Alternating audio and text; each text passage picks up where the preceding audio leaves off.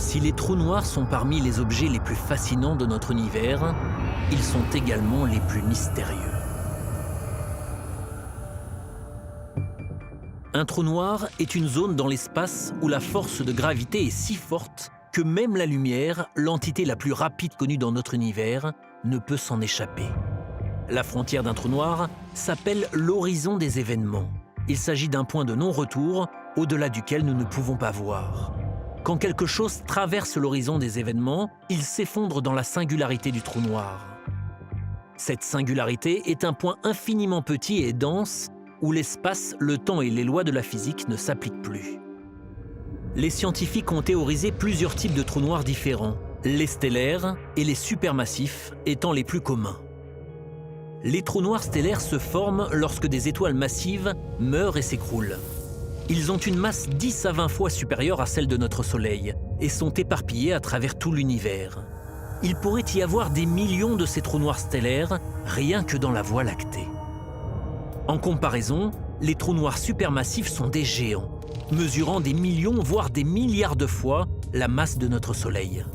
Les scientifiques ne peuvent que supposer comment ils se forment, mais nous savons qu'ils existent au centre de presque toutes les grandes galaxies, y compris la nôtre. Sagittaire A, le trou noir supermassif au centre de la Voie lactée, a une masse d'environ 4 millions de soleils et a un diamètre équivalent à la distance entre la Terre et notre Soleil.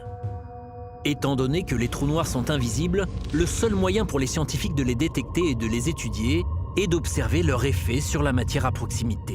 Cela inclut les disques d'accrétion, disques composés de particules qui se forment lorsque les gaz et la poussière tombent vers un trou noir, ainsi que les quasars, jets de particules qui explosent depuis des trous noirs supermassifs. Les trous noirs sont restés inconnus jusqu'au XXe siècle.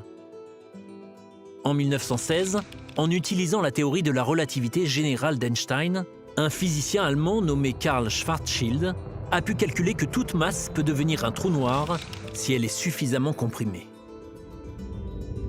Mais ce n'est qu'en 1971 que la théorie est devenue réalité.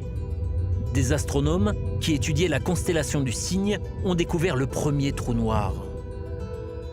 Un nombre incalculable de trous noirs sont dispersés à travers l'univers, déformant constamment l'espace et le temps, altérant des galaxies entières et inspirant sans cesse aussi bien les scientifiques que notre imaginaire.